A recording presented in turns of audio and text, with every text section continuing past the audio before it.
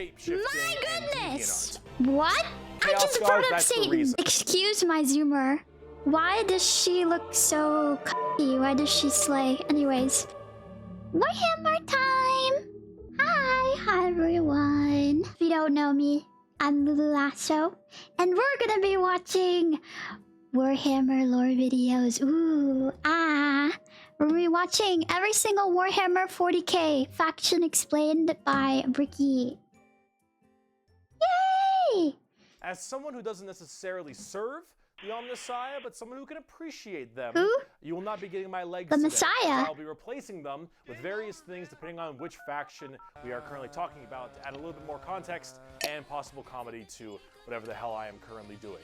So, hello everybody, my name is Bricky, and this is going to be a long video and a large project that has been going on for quite some time. This is scaled properly. This is Why every are you single like this? Warhammer 40k race There we in go. kind of a nutshell, explained, a little bit of explanation, a little bit of lore, a little bit Ooh, of that one's cool. tabletop, mostly lore, what they're all about, and also a little bit of background for those of you who just have no clue what Warhammer 40,000 is. I don't know. I know what Total Warhammer is. I played Total Warhammer a few weeks ago. Plenty of, but don't know a whole lot about. We played as the Yuri clan. Power armor with chainsaw swords, and they got these big old green orcs, and there's some bugs over there, and everyone calls these guys weebs. And then there's these spiky bitches over here, and I don't get it. I don't understand. Where do I start? Well, this video is... The what? Okay. I played Total Warhammer for the first time ever in my life. I decided to go the hardcore route and play the worst Total Warhammer game. Anyways, apparently someone came up to me in my meet and greet, and they were like wearing a Warhammer cosplay. And then I said I played Total Warhammer 3, and they were like, why would you do that? They were like, why would you do that to yourself? Why would you play like the worst one? I was like, I don't know. People are telling me to play the third one. And it was okay. It was not that bad. Particularly for you, or for those of you who have a little bit of knowledge, but are kind of curious about each of the different races and factions in Warhammer. So overall, the Warhammer universe is vast. Oh my goodness. When it comes to lore and There's so background, many and each different faction is so different with the things that they believe in, and some are human, some are transhuman, like where they all have all these crazy ass electronics on them. You've got aliens, and you've got the chaos Brotherhood. factions, and there's so much to entail that I decided to embark Why are on his this project bowels leaking to out? tell you what each and every single one of them is about, and what the Warhammer universe is about as well, to give at least a little bit of an intro to this extremely bloated but very, very enjoyable world that I and many others partake in. So, I will be explaining every single faction in the Warhammer 40k universe, at least all the factions you can play as, and some smaller factions here and there. I will not be discussing absolutely everything in it because that is a little bit much, and I'm not going to go too mega deep into the lore. I'm going to give you a pretty solid overview of each of the different factions and have you learn a little bit about them, and we'll discuss a little bit of the tabletop as well in case you are curious about that. But for this episode entirely, we are discussing the Imperium of Man, because that takes up a fat chunk of Warhammer Imperium of Man. What is Warhammer 40,000? Well, the 40,000 starts off is the year 40,000, the 41st millennium. That's where it takes place, is in the year 40,000, 41,000 AD. You're already more knowledgeable. Wow. Let me read you a quote, first of many quotes they still go in this by video. It is the 41st millennium. For more than 100 years, the Emperor has sat immobile on the golden throne of Earth. He is the master of mankind by the will of the gods, and master of 1,000,000 worlds by the might of his inexhaustible armies. He is a rotting carcass, writhing invisibly with power from the dark age of technology. He is the carrion lord of the Imperium, for whom 1,000 souls are sacrificed every day so that he may never truly die. To be a man in such times is to be amongst untold billions. It is to live in the cruelest and most bloody regime imaginable. These are the tales. So are they like... Is this humanism? Like, do they like worship him, but like he's not God? They worship man. Of those times. Forget the power of technology and science, for so much has been forgotten, never to be relearned. Forget the promise of progress and understanding, for in the grim, dark future, there is only war. There is no peace amongst the stars, only an eternity of carnage and slaughter, and the laughter of thirsting gods. Everything blows. Yeah, I was gonna say that's a fucking hard. Little depressing. Warhammer is probably the most dark and depressing universes ever in fiction, or at least like top 3.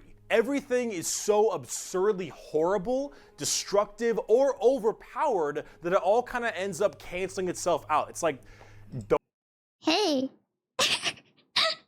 at least it's entertaining.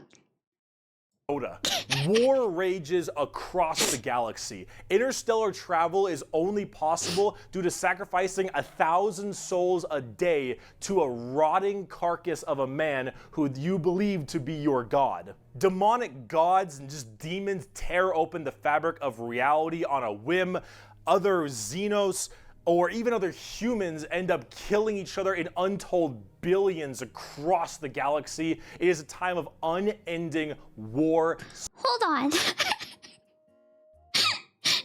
If you're killing each other every single day, thousands a day, how many people is there? And how are you gonna, like, stop humanity or your clan from dying out? You're gonna have to repopulate. Billions per planet? Okay, that's not enough still. So, do they just... do they...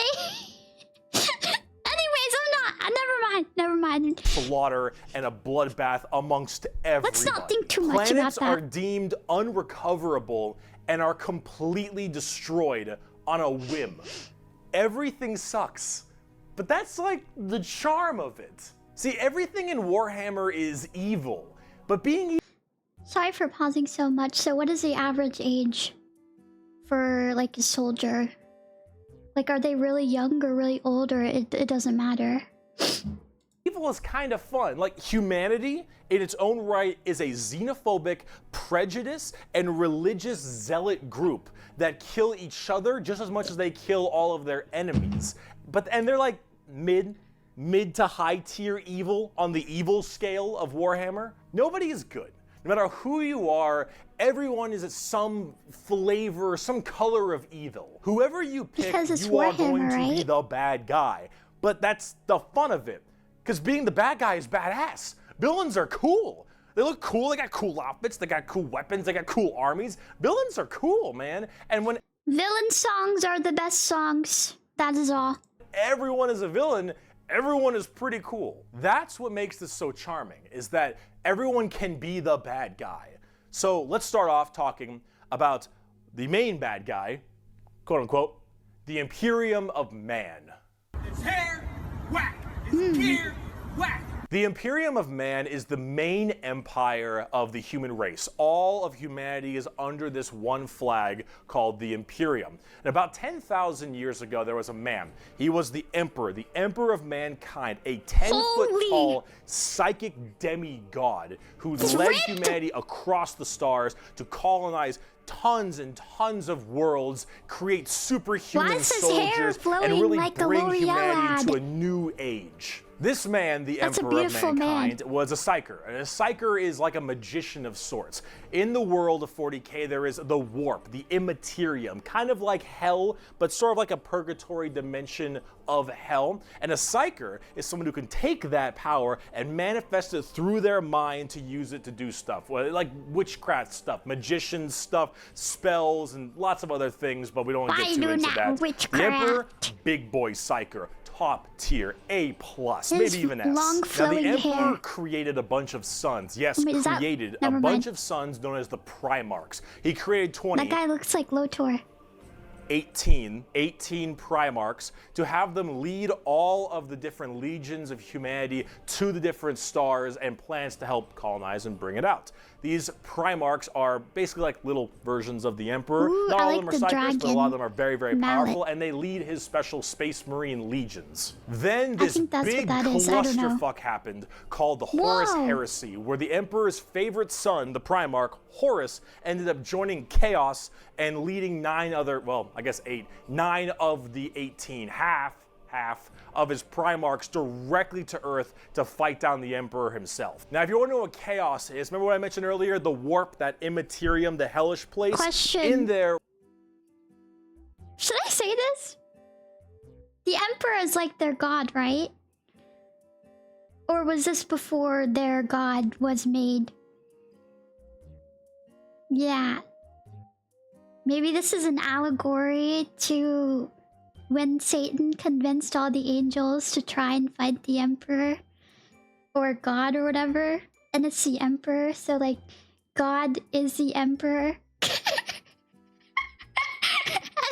Relies the 4 chaos gods. Imagine like Satan and 3 other Satans. Oh my the warp goodness! being kind of evil, those chaos just brought gods, up that's Satan. the reason. And so those chaos gods manipulated Horus, and then Horus helped manipulate all 8 other Primarchs to lead this giant coup directly on the Emperor on Earth. And they fucked up shit. After this huge civil war, Horus died, but not before brutally wounding the Emperor, and right at the end of his life, they put the Emperor on this large golden throne on Earth, in which he is now alive, just barely, but slowly rotting away, powering something called the Astronomicon, so long as he stays alive, and is fed 1,000 people a day. The Astronomicon is like the North Star. If you want to do interstellar travel in 40K, you need to pass through that demonic warp I mentioned earlier. But how do you know where you're going? Well, the Emperor is there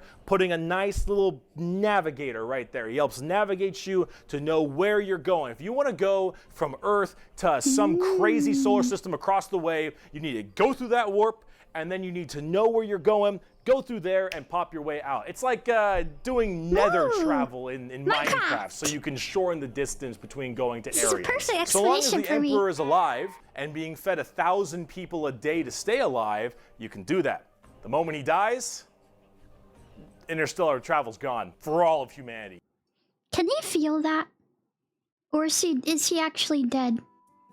Like, is he just in endless suffering? That would be pretty bad.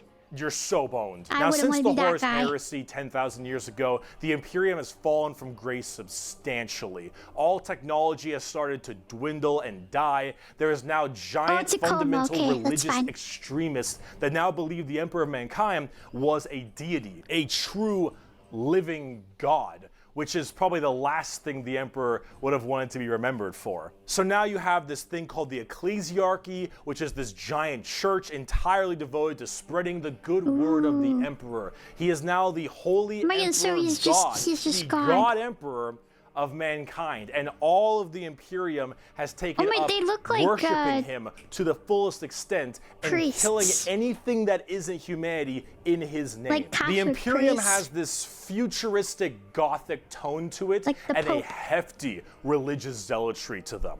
If you think anything against the Emperor, that's heresy and you deserve to die. That is called being a heretic.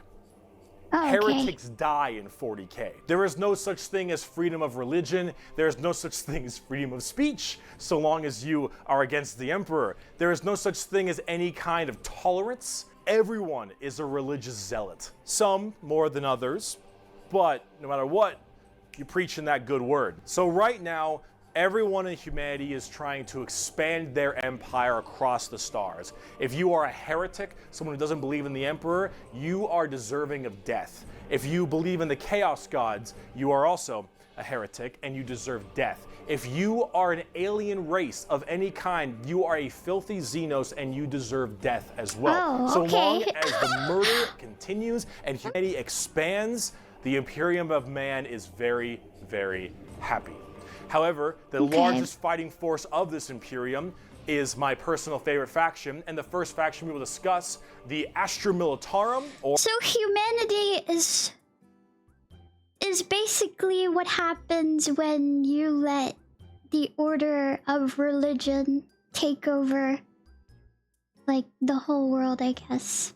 So, yeah. Seems about right. Or also known as the Imperial Guard. Pretty shit now, man.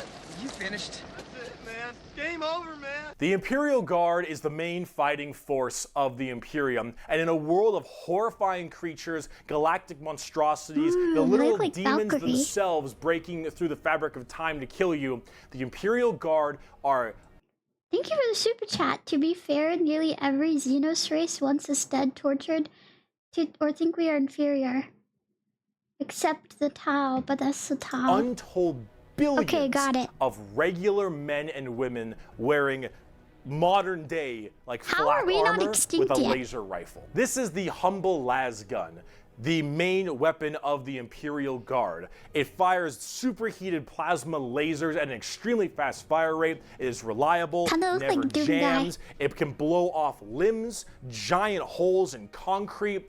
It is overall an extremely devastating weapon in modern day. It is one of the weakest in the 40K universe. Yeah, a laser rifle that never jams, it could blow off limbs, one of the weakest weapons. That's the world we're in right now. But who cares? Because the Imperial Guard has, in each battle, 500,000 of these men and women. 30,000 large armored tanks, Okay, that's a lot. 10,000 artillery batteries. The Imperial Guard wins through sheer numbers and firepower. They kind of have this World War I, World War II style aesthetic with Yeah. legions of guardsmen as well as high company commanders and generals can on the tell. field along with them, and multiple kinds of troops. A normal Imperial Guard battle It's starts still off burned in their with minds. artillery. Long lines of artillery cracking the crust of the planet underneath the enemy's feet. And as this barrage continues, hundreds of thousands of guardsmen, a sea of guardsmen surges Wait, the pistols fire mini nukes. Okay, yeah, this is humanity. forward, firing and charging at everything possible while the planet rumbles as tanks roll up behind them. Gunships block out the sun and tanks block out the dirt with the steps and hoofprints of millions of guardsmen. It is through numbers and sheer sundering firepower. They are the first and last line of defense for the Imperium and make up a huge bulk of the battles. The Imperial Guard is This also is made up America. of tons of different kinds of regiments. The Catachin jungle fighters live in a death Whoa. world that's more hospitable than almost any firefight they'll ever get into. Jumanji. So they just have this steroid-looking, giant knife, Rambo Predator-looking sons of Rambo. bitches, where nothing is anywhere near as scary as a simple night on their home planet. You have the Valhallan Winter Soldiers who haven't felt their Oh my toes goodness, in it's 300 Yuri. years. But The not really. Mordian Iron Guard, who are more interested in making their shoes shine than actually fighting a battle. And then, of course, the big one, the Cadians from Cadia. The biggest export of guardsmen in the entirety of the Imperium. You will fire Cadia. your first gun at 5. You will disassemble and reassemble it at 10. You will have pounding artillery drills day in and day out at 15. And you'll fight your first Space swarm lord at French. 16. And if you mention Cadia, you Oh, will 16, burst okay. into an unrelenting amount of tears and sadness like I do So they daily. probably To live quote, till 16, I have right? at my command an entire battle group of the Imperial Guard. 50 regiments, including specialized drop troops, stealthers, mechanized formations, armored companies, combat engineers, and mobile artillery. Over 500,000 fighting men and 30,000 tanks and 500,000. artillery pieces are mine to command. Emperor, show mercy to the fool that stands against me, for I shall not. The Imperial Guard are my There's so many of them that you could just use them as human meat shields, right? And I guess it wouldn't matter. personal favorite faction in 40K. They're the army I collect the most, the ones I enjoy playing the most, and the one I enjoy. Oh my goodness, I didn't even think about that. You're right. Yeah, because there's so many people, right? And then you run out of food. You're definitely eating each other. Because they probably don't value human life. So they probably eat each other too. In the lore sense a lot. There's something about just a regular man with a laser rifle being told to charge the horrors of this universe and willingly doing so for his god emperor. It's just poetic. They actually represent the main Imperial Guard tactics pretty well. Large amounts of artillery that doesn't require a line of sight, lots of tanks, tons of infantry, drop troops, and gunships. Overall, they're pretty similar to how they sound, though a little bit expensive to collect, unfortunately. And they don't hit a lot. They have a bit of a bad aim, but you don't really care because you're just drowning them in shots. However, if you want more accurate fire and specialization, we can... Thank you for the super chat. You are correct. It's called corpse starch. Okay. Wait, so where do they just eat each other? Is that where they get their food? Because, I don't know, the planet looks like there isn't much space for farms and livestock and... Move on to talk about Space Marines.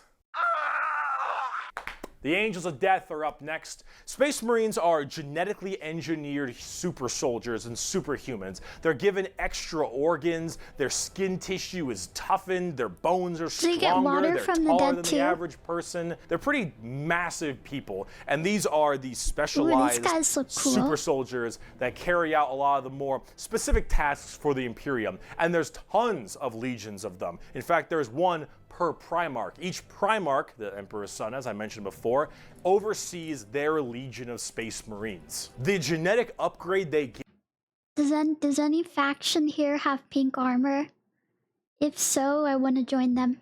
It is based on the genes of said Primarch. It's something called a gene seed. That's what brings them up to this like superhuman level. As stated, each Primarch has their own legion. Robot Girly Man has the Ultramarines. Jagatai Khan has the White Scars. Rogel Dorn has the Imperial Fists. Corvus Corax has the Raven Guard. And there's a whole bunch of other side sections that are also extremely interesting and have a little bit more of a twist on the average Space Marines, which we will discuss in a bit. Humorously enough, I don't have a whole lot to say about Space Marines. They're superhumanly fast. In fact, it's been said that nothing that large should move that quick. These men... Is it pastel pink? Or is it hot pink and purple? If it's hot pink, I mean, maybe. If it's like a... Okay, if it's a mix between hot pink and purple, I don't know.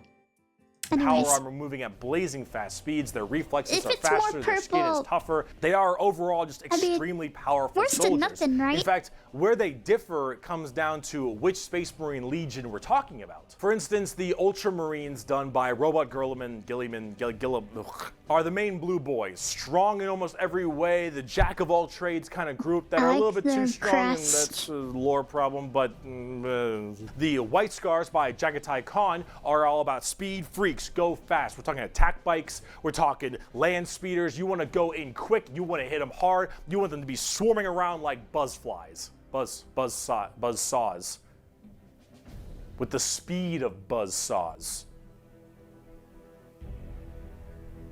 Fuck you, Pale King. Salamanders love fire. Fire in the forge, fire in battle. Flamers, melta-guns, multi-meltas. Just so long as something can be burning, that's big. And they're also actually some of the nicest of the Space Marines. A lot of Space Marines have this kind of like holier-than-thou thing because of their genetic strength. However, the Salamanders tend to put human lives above the lives of themselves, which is actually rather rare.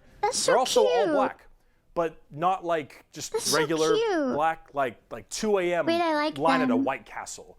Black. Like they have a charcoal, dark, ashy exterior and blazing red eyes. Apparently something about living on their home planet of Nocturne, which I don't know if that makes much sense, but who cares? This is like fantasy land anyway. Overall, Salamanders are actually one of my personal favorite legions because they're just really cool. I'll join them. They're fun to play as because of all their flamer weapons, and they have a nice, like, more heartwarming lore as opposed to being super evil like everyone else is. Oh my god, we're not even a quarter of the way through the Space Marine Legions. Imperial Fists, believing in the power of the siege and defensive positions. Raven Guards, master of stealth and sabotage while having bird helmets. Iron Hands, masters of machines and vehicles while being really goddamn good at being sold on eBay after one nerf. Space Wolves, Vikings and wolves, and tons of wolves and axes, battle axes, fur everywhere. These guys are Space cool. Wolves, angry, big teeth, Blood Angels. angels, like the Vikings, genetic defect to the make them want to Viking, drink the blood and furries. go crazy, called the red thirst. They have cupid wings and stuff, which is a little bit strange, and they are all super gay for Sanguinius. Dark angels are look old at him. school He just looks like Alucard. knights and inner circle theme, and I don't feel like going back. Are you a heretic? Me? No, never. No, I'm not a heretic. Death Watch, a fancy-pantsy anti-Xenos group that nobody plays because Death Watch, and they look cool though, but no one plays them. I don't know about Death Watch. They're there though. How Black did I know he Templar, was a for the people vampire? who, if you haven't prayed at least 3 times a day, you're gonna start praying out that airlock. And I'm sure there's some other chapters I may have missed as well, like Crimson Fist and stuff, but those are the main ones right here. Here, quote from the Emperor himself. They shall be my finest warriors, these men who give of themselves to me. Like clay I shall mold them, and in the furnace of war I shall forge them. They shall be of iron will and steely sinew. In great armor I shall clad them, and with the mightiest weapons shall they be armed. They will be untouched by plague or disease, no sickness shall blight them. They shall have such tactics, strategies, and machines that no foe will best them in battle. They are my This is bulwark already against better the terror. than They are my the defenders of human humanity. They are my guys in the space beginning. marines, and they shall know no fear. And on the tabletop, they fuck. I like this one. Oh, they fuck hard. As of making this video, Space Marines are laughably strong. That might change at some point, but overall, Space Marines just have it's like a Swiss Army knife. A tool It's for so anything you blue. need, except it's like a it looks like a horseshoe. gold-plated Swiss Army knife. It is extremely strong. If you are actually getting into the tabletop of Warhammer, Space Marines are a great start. Also, whatever gameplay style you have, whether you want to be sit back with long range and heavy weaponry, go fast and run in, or even just full melee, all of these options are totally there for you. Melee Space furries. Marines are super badass. But unfortunately, Omega. I it's didn't time even we start praying to our new god, I didn't even the think about the Omega 2011 symbol. Honda Civic. So is it No any way! wonder people are Not the afraid of Civic! technology? Technology! The Adeptus Technology. Mechanicus. The Adeptus Mechanicus are a technophile cult on Mars. Now, these people are a little bit weird because they don't actually really believe in the Emperor of Mankind. And you might think, oh, whoa, Bricky, that sounds like some heresy. A little bit. They believe in the Emperor, they believe in his power, but they don't pray to him. They pray to something called the Omnissiah. And the Omnissiah is this kind of machine god that they believe permeates in all machines. Their And if you outfits look think, well, cool. wait a minute, they believe in a different god as well? That sounds like super heresy. Well, Yeah, I was gonna say yes-ish, heresy. but they also make all your guns, Oh. and they make all your tanks. Yeah, they get a pass. And they make everything that you have, They get a pass. so you can't really tell them to fuck off because you're not gonna win nothing if you don't got stuff to shoot people with. So, See, their Omnissiah at least Oh my makes goodness, sense sorry. from their Are they like the Brotherhood from Fallout, or is that a bad comparison? I mean, they have like... Never mind. standpoint. They believe it to be a deity that permeates through all machines. Your Honda Civic, your standard bolt No. gun, your Dune Strider Walker, your giant mechs, your huge ships. The Close enough, Omnissiah is okay. present through all. I'm seeing a mix of answers here. Is it because you hate the Brotherhood? Because you should hate the Brotherhood. That you say that they're not like them? I'm confused. And the only reason your stuff works is because the machine's spirit in it Oh, says it works. biomechanical. If you Okay. want your gun to work, your tank to run, you must pray to it. And I mean full stop. You need to start chanting in high Gothic. Wait, there's literally someone in YouTube chat called Brotherhood of Steel.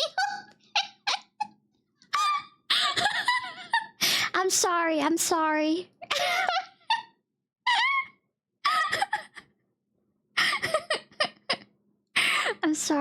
You need to burn incense. You need to sit on your knees and pray to that car. You need to rub oil on your robes, and you need to go, "Ahomina, homina, homina, homina, homina, homina." Full stop. if you want your damn thing to work, if you want your gun to fire, you need to do that. Thank you for the super chat. They are close to the Brotherhood if the Brotherhood shoved the tech they found into themselves like an addiction. Oh, okay. They are Got it. very bizarre, and they actually have a bit of a point because it's obviously working.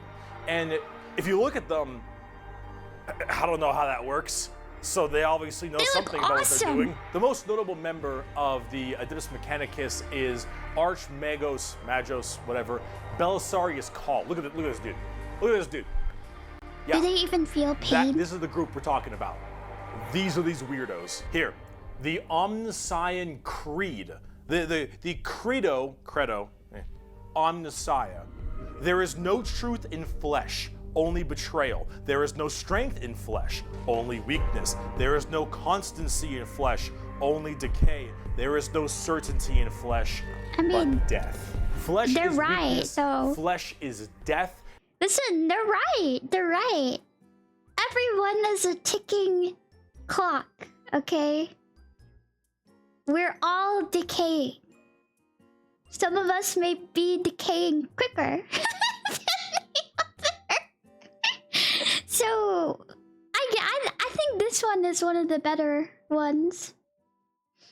Anyways. The Omnissia is the god of the machines, and if you wish to be whole, if you wish to be holy, if you wish to give unto him, you must saw down your limbs and remove your organs and replace them with mechanical parts, because that is what he wants, and that is how you will become enlightened. Hard technophiles mixed with religious extremism. No, literally, it's literally the White Rabbit with the watch. Or the stopwatch.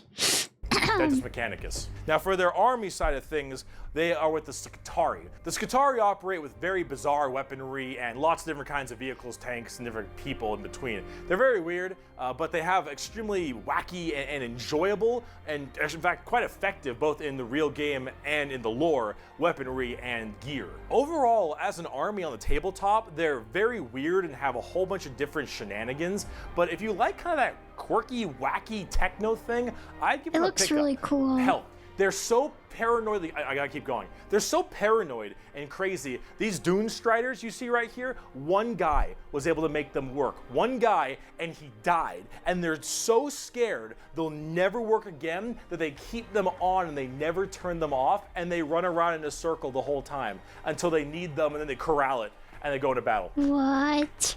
Yep. Sounds like insanity. The Adeptus Mechanicus. Now, if you want to talk about faith, though, Ooh, let's that's talk a about good the game. Sisters of Battle. A simp has fallen for an eagle in Lego City. The Sisters of Battle of the Adeptus Sororitas, women. if that's how I pronounce it correctly, is an all-female group of battle sisters going through the ecclesiarchy section this is my Imperium. The ecclesiarchy is, of course, the church. This is, faction. imagine a private army of the church, which is scary. And it is. The sisters are an extremely zealous force, and they take this to a full extreme. They believe in three main things: faith, martyrdom, and fire. Through the literally Joan of Arc, the Joan of Arc faction. The Flamer, and the Melta, the Sisters of Battle are extremely potent at taking out chaos and heretics. Mainly heretics, because as they are a fighting section of the Ecclesiarchy Church, that's the big thing they want to kill. Well, Joan of Arc was killed because she was considered a heretic, even though she's not a heretic. Anyways. Any form of heretic will face the Emperor's justice through those three main weapons, the Bolter, the Flamer, and the Melta, and they will do so with extreme prejudice. They're so beautiful. They are the closest things we have to nuns in space. And I'm talking hardcore nuns. They carry holy fire on their backs. They have holy books and sigils all across their armor. Their main battle tank is a fucking pipe organ. I was gonna say, that's an organ. They have small babies that they have removed their brain capacity to make them little servant cherubs to fly around and give them ammunition and shit. Wait, you could make them like little, well, I mean, just make drones at that point. You could make bombers out of them, but just these drones. I forget we're so technologically advanced already. Off churches from low orbit as mini drop pods onto battles.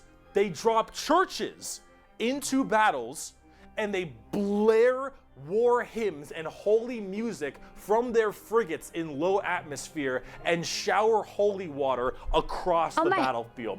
These are the people. Holy music can sometimes be a banger, okay? Wait, these guys are awesome. Well, girls are awesome. I like this one. This one's my favorite so far. You are dealing with, and they're fucking awesome. They can literally stave off I can't look at that. On the tabletop because their faith is that strong. Remember the warp, the demons from the warp? Well, the warp also manifests in your mind. The girls are already the best ones so far. I mean, there might be better ones. All of your emotions, negative and positive, go through the warp. It's the immaterium, the place of all things. So if you are that mentally fortified, that mentally strong, you can stave off horrifying demons. And all these girls, not a crack. So these girls are literally Doom Guy, but Doom Girl. This is literally Doom Guy, but Doom Women, Doom Girl. Not a crack in that mental armor. Now, as much as a meme as they are, and as much as their models look a lot like Ongo Gabloglian, yeah, which I can't unsee anymore, I gotta say, I love their design. I think they're extremely cool. Awesome. They're another army that I'm currently collecting. They just released a whole new line of figures very recently, and they look wonderful. Everything from Celestine, the living, literally undying They look so cool. They're literally angels. From the triumph of Saint Catherine, which is literally a funeral procession as a model. Those organ tanks I mentioned earlier. This shit is the most over-the-top badassery in a lot of the Warhammer universe. I'm getting chills from this photo. But Sisters of Battle are so cool. While I'm a guardsman at heart, that's this beautiful is such art. a cool faction. This is By art. Bolter Shell, Flamer Burst, and Melta Blast, the mutant, the heretic, and the traitor alike are cleansed of their sin of existence. So it has been for 5 millennia, so shall it be until the end of time. And speaking of burning demons, I can see! The Grey Knights. the Grey Knights are the first army I actually collected. So question. If these Sisters of Battle weren't there, would the Necron population just completely obliterate all the humans, or no? Or whatever the demons are called. Back in 7th edition. The Grey Knights are a super secretive and much more old school look at power armored knights, except they are all psychers. All of them have that crazy space magic magician Not shit. Necrons. I don't really know what the demons, whatever they fight. For every 100,000 guardsmen, there's 1 Grey Knight. For every 10,000 Sisters of Battle, there's 1 Grey Knight. For every 1,000 Space Marines, there's 1 Grey Knight. Grey Knights are the strongest of the strong, both in mental will and absolute just strength. These are Space Marines that are all high-level psychers, all of them able to specifically do one goal, and that is kill demons. The Emperor believed that the demons of chaos were the number one threat to the Imperium, and he probably is right. However, this group is entirely based on doing that through a myriad of tactics. Coming from the planet, or I guess the moon of Titan in the Sol system, the Grey Knights are thrown through extremely rigorous training and are as clear of mind and soul as they possibly can. Thank you for the super chat. One faction of sisters fights practically bug covered in holy papers and cloth. Thank you for the super chat, by the way, Stumpers. Since the demons of the warp are the warp and your mind projects to the warp, people can go insane very fast, especially lower level psychers. These Grey Knights need to be able to harness the warp in the presence of demons and stay perfectly sane. One of their characters, one of my favorite characters, is named Castlin Crow. He has a demon blade, the black blade of Mahamahama, and he has to have it on him because it tempts everyone nearby, constantly beckoning them. Use my power, use my strength, suck my penis, whatever the possibility. And so he has to keep it on him all the time as this thing whispers to him consistently, and he has to stave it off. He has a mind of steel. Being alone in his chambers or on the battlefield, because anyone who gets too close to it might be tempted a little too hard. He is that pure of heart and mind, and all the characters in the Grey Knights are basically like that. The only issue is that Grey Knights have a scorched earth policy, more ways than one. If they're fighting demons, demons corrupt and make people crazy. So if I'm a guardsman and I'm fighting demons and the Grey Knights arrive and they kill all the demons, okay, I'm a risk. Yeah. And so guess who's not making it out of there? On the tabletop, they're very strike fast, strike hard kind of people. They teleport all around the place. They are fast strike groups. It said interspecies reviewer. Amounts of models, because they're so dang strong, you only have so many characters, but with it, you get in there, you're very tough, very tanky, you hit really hard, and you try to bounce around the battlefield quickly, but you don't have numbers, and so every dead Grey Knight hits really damn hard. They're fun, though, if you like that kind of fast-striking kind of army. Oh, and also, Caldor Drago is a thing. We're not even going to get into Caldor Drago. All right, that is, oh my goodness gracious. I am the hammer. I am the mail about his fist. I am the spear in his hand. Though we are lost, I am the shield on his arm. I am the flight of his arrows. I am the hammer. I am the sword. I am the shield. I am a soldier at the battle at the end of time. Grey Knights are pretty hardcore. They are as holy as you can get for a Space Marine. If you like Space Marines and you want to, you don't think they're holy enough, you want to be holier? Grey Knights. I like the Now, you want to be holier and big. Let's talk Imperial Knights. Ooh. Oh, Lord, he coming! Oh my goodness! It looks medieval! Monty Python! Gigantic walkers the size of homes or medium-sized buildings. Do you want to kill heretics, but you want to kill like 40 of them per turn? Do you want a gigantic old-school knight noble house style of walkers with giant chainsaw arms? Then you got Imperial Knights. Imperial Knights, it's not a whole lot to talk about them because they're just gigantic walkers, but they have this old-school like house feel to them, like literally like they're houses. Each Imperial Knight comes from a house, and each of them act in their own special way. These behemoth do they have of their walkers own, like, night also crests? destroy almost everything in their path, killing full swaths of squads in a couple shots, stepping on legions of troops. Like, these things do not mess around, and they look so cool. Imperial Knights and Chaos Knights, actually, for that matter, don't have a whole lot to discuss. They're just super big, heavy walkers, and they look different depending on your house or chaos god you currently believe in. And overall, these things are just really cool if you want to murder everything in your path. They're the big, scary, big units of Warhammer, and if you want to collect them, go to town. They make for a great painting project, too. Getting more back down to earth, let's talk something about a little bit different, a little more gold. If guardsmen are regular soldiers, Space Marines are super soldiers, Grey Knights are super. Thank you for the super chat, Ghosty. But have you ever seen the Space King series from Flashlights? It's a really funny take on the Warhammer lore. This is my first Warhammer 40k video, so I haven't seen that, but I'll keep that in mind. Soldiers.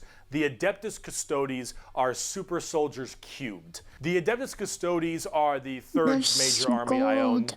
I know, 3 armies. I know, I got carried away, okay, but that's all. I only have 3, okay? Looks like the evil eyes.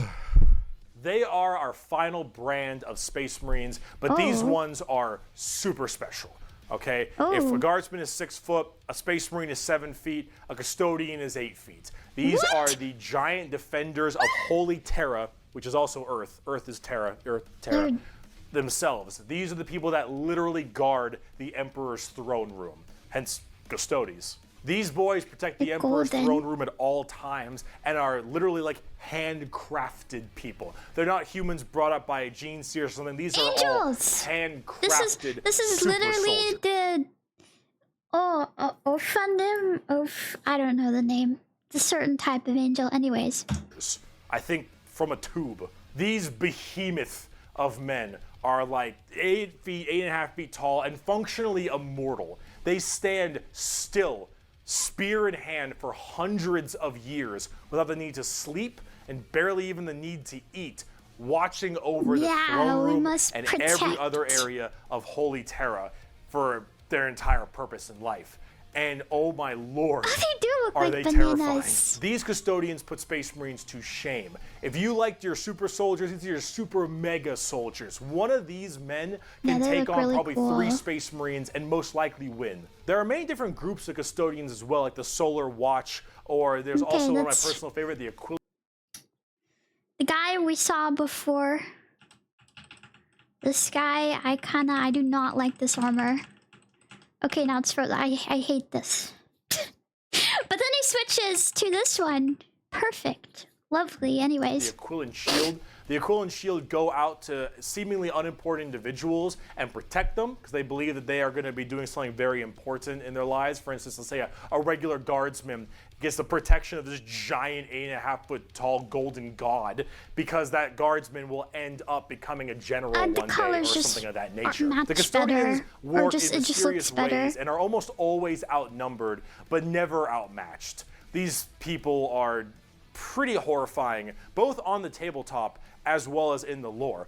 There are very few of them, however, and there's actually an extremely small amount of them, but that's kind of the point. There's only so many of these people that can have war gear this strong, weapons this powerful, and training this good. And the custodians have all 3 of it. For 100 years, I stood my watch amidst the somber shadows of the... I think, side note, this is not related to Warhammer, but gold is married to any color. Gold looks better, like, with any color. Like, just think, blue with gold, red with gold, pink with gold, purple with gold, black with gold, white with gold. Gold can go with any color, but it's just the way you use it is why I didn't like that first suit. Anyways. Sanctum Imperialis. I was still as a statue, but always ready. Always attuned to dangers unseen. Days, months, years passed by in a frenzied blur beyond those walls, yet within, little moved and nothing changed. For 100 years, I did not but wait, yet had any threat appeared, I would have struck it down in a heartbeat. For 100 years, I stood my watch, and as it ends, I can tell you this: patience is a weapon. The custodians are the top dogs of the Imperium, and they hurt just that same way. Though I do want to discuss a little bit about the Sisters of Silence before we get out of here, because the Sisters of Silence I also have a few of. The lion head was so cool. It also reminds me of... But they don't get... Hold on, it reminds me of... Is it the cherubim? The one that has the lion, the ox, the eagle, something like that.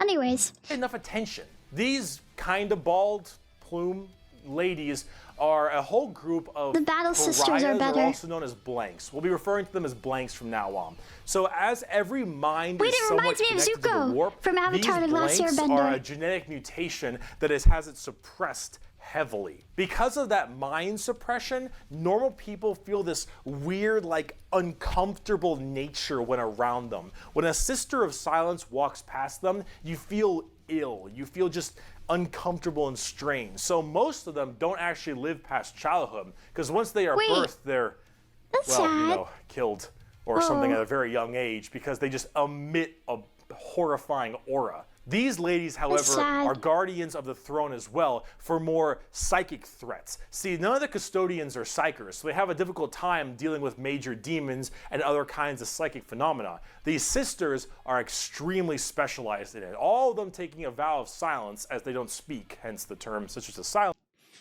So I'm saying that the women here really don't like demons. All the women are just killing demons. Got it. Awesome. I like that.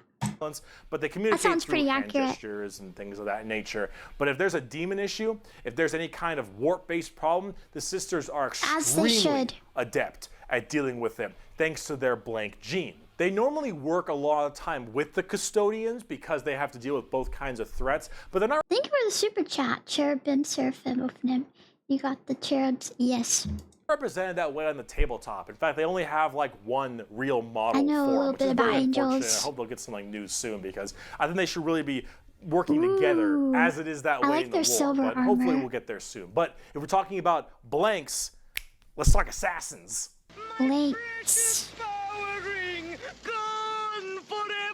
Ooh, I like It's been a her long video. braid. We're about to round it out. We got this and one more human thing, and then we're done. The assassins, though, the Officio Assassinorum, oh boy, these people are deadly. Yeah, they're called assassins. They should Ooh, be. they but, look so oh, cool. man, these people will mess you up. So these are from the Officio Assassinorum. Thank you for the super chat, Banana Chicken. To be real, nobody likes demons. Not even other demons. Assassinorum, a very special organization, and they are handpicked by the Grand Master of the Officio Assassinorum. I like this logo. From the what was it called? Scola I think you've already said that. Progenium. It's basically an orphan school. Your parents got murdered by demons or something. You get sent to this, and you get trained to be whatever. Tempestus drop troop, an inquisitor, maybe even. Maybe you get. Wait, this might be the best outfit. Go back. Oh yeah. This looks like a cowgirl, kind of. Wow. This is my favorite outfit so far. Anyways. Maybe you get a blank gene and you get thrown into the Sisters of Silence, or sometimes you just disappear. When you are taken, however, you go to one of four temples because the Assassinorum works in the temple style of things. These temples are the Vindicare, Calypsis, Calidus, and Eversor temples. Let's start with the Vindicare. I'm far away. I've been sitting here for 3 weeks. Poof! The Vindicare Temple is the main sniper-based temple. Gigantic sniper rifles for all these assassins. Their whole point is to be able to be in a spot and sit there, eye and scope for weeks. Can I be honest with you, asshole? Sniper is like my least favorite thing to do in FPS. Anyways. Waiting for their perfect target, taking people out from literal miles away after extremely long time periods. The Vindicare Temple is about precise, perfect aim. There have been reports of Vindicares being able to single out particular body parts from over 2-3 miles away. Temples in the head, the jugular, for instance, and been sitting there after weeks. And when they're ready, take that shot, time is done, packs them up. The Calidus Temple, however, is a lot more about shape-shifting and deviant art. It's mostly a female-based one, at least it seems to be, and this allows a... I see 2 reasons why that there is lots and lots and lots of fan art of this certain... Yeah, there's 2 reasons why in latex. A lot of body augmentation for certain individuals to be able to kind of transmorph themselves and infiltrate areas that are problems. These assassins will end up taking missions that take them years, 2-3 years, to infiltrate a heretical group and slowly work their way up just to get enough time to put a bullet into the main target's head and then escape unharmed. Or become the main target and sabotage it from within. These are all completely about deception, mind tricks, polymorphing, and everything in between. And she has lots blonde of hair. Lots of I knew it! The Eversor Temple. I knew there'd be fetish art. The Eversor Temple is about when you don't want anything to... that was the pose. Anyways. To come back alive, friend or foe. You want it Omni-Man. all dead. An Eversor is psychogenically conditioned with just psychotherapy and psychological torture to only feel violence, hatred, and anger. It does the Clockwork Orange style of thing of just making you forced to watch never-ending pain and misery and psycho conditioning, I guess is the... That's me when I am forced to play Valorant or League of Legends. Term, and then they pump you full of tons of psychedelic drugs, and they cryo-freeze you.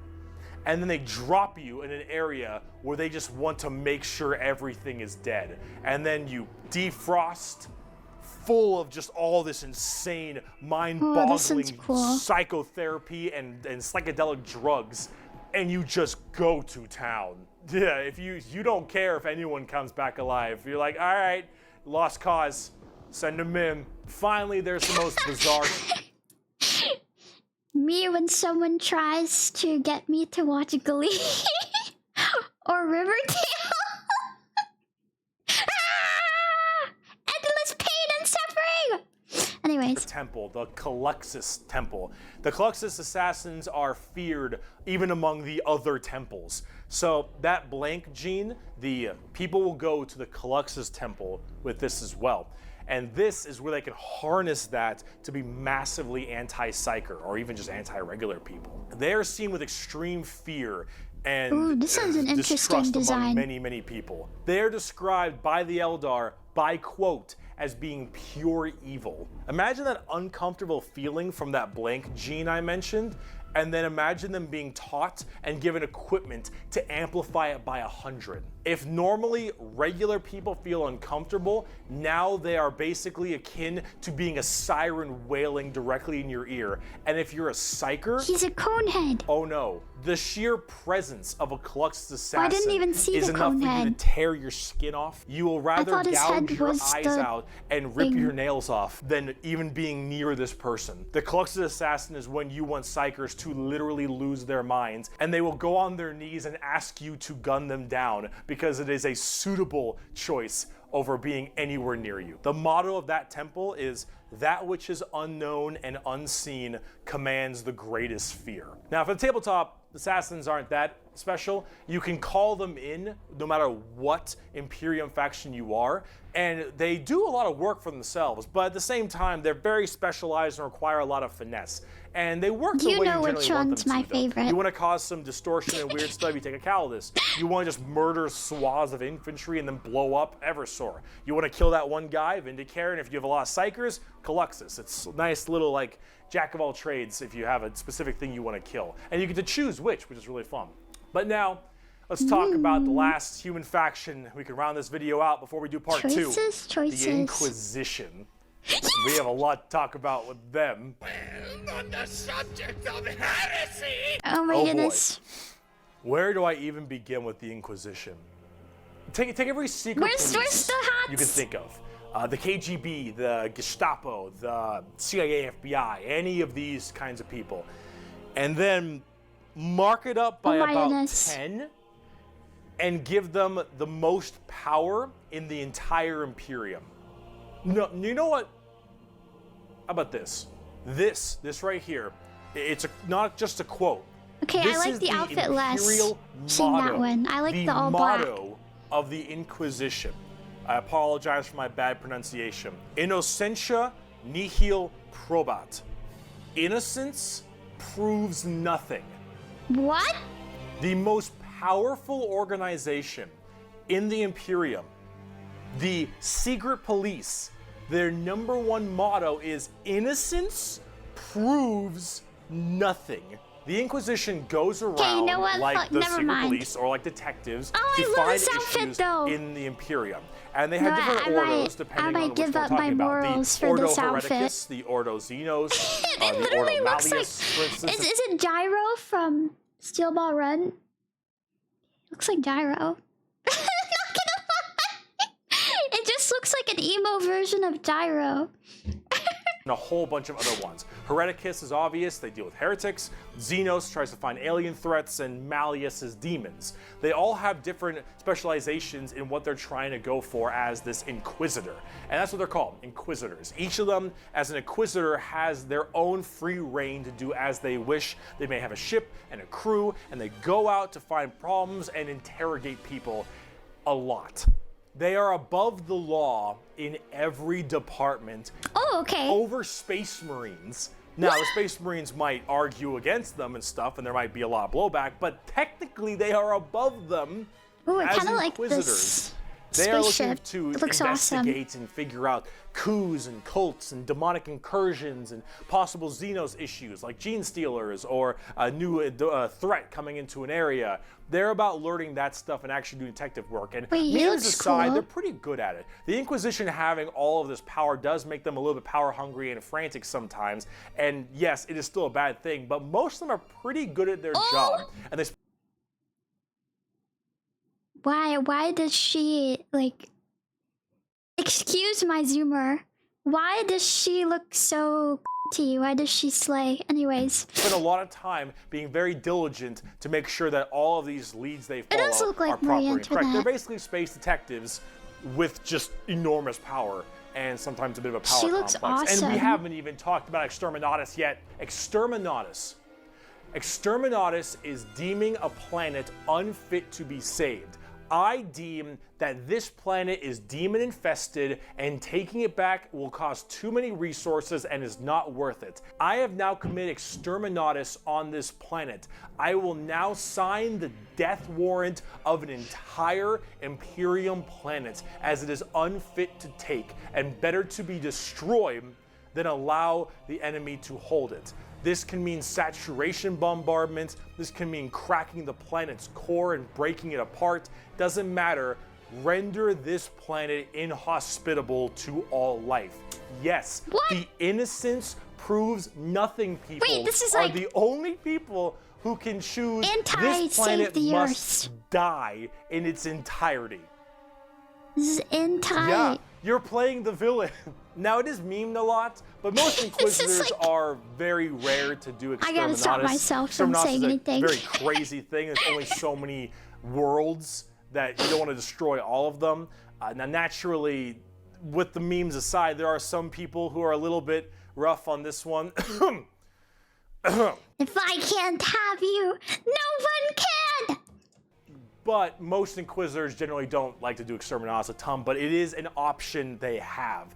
And it's a crazy option. So these are the villains. Secret Police Inquisition are unfortunately not represented on the tabletop very much. You generally kind of put one in your army if you feel like it. You have a couple special options there and some side content, but they're not really fleshed out very well, and personally they need a lot more stuff put in there. They really need a lot more effort put into them, and they're not quite where I want them to be. Overall, the Inquisition makes for a lot of the best storytelling as well, because it's a little bit hard.